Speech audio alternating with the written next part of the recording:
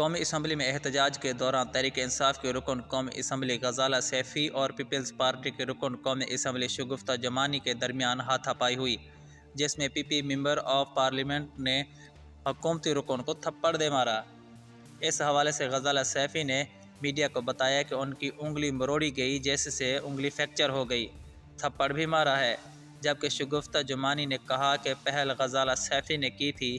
میں سینئر ہوں، اگر کوئی مجھے ہاتھ لگائے گا تو جواب تو دینا پڑے گا، لا محالہ میرا ہاتھ اٹھ گیا۔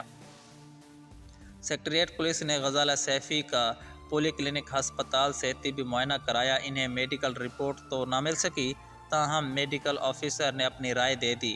سکریٹریٹ پولیس نے معاملہ تھانہ وومن پولیس کو بھیج دیا۔ S H O woman police station Misbah Shahbaz نے بتایا کہ مقدمے کے اندراج کے لیے قواعد و ضوابط کا جائزہ لیا جا رہا ہے۔ پروسیس مکمل ہونے پر اعلیٰ حکام سے ہدایت کی روشنی میں مقدمے کے اندراج کے بعد ترجمان پولیس کے ذریعے ایف آئی آر جاری کریں گے۔ معاملے پر شگفتہ جمانی نے میڈیا کو بتایا کہ پی ٹی آئی کی سفارشوں پر آنے والی چند خواتین کو پارلیمنٹ اور قانون کا کوئی پتہ نہیں، ایسی خواتین صرف فیشن کے لیے آئی ہیں۔ اس نے آ کر میرا پوسٹر پھاڑا، میں نے استفسار کیا کہ کیا یہ بدتمیزی نہیں؟ اس نے میری انگلی مروڑی، میں نے اسے ہٹایا، لیکن اس نے پھر حملہ کیا، پھر میرا ہاتھ بھی اٹھ گیا۔ جبکہ S P C T Kamran Aamir Khan نے کہا ہے کہ غزالہ سیفی مقدمے کے اندراج کے لیے ہمارے پاس نہیں آئیں۔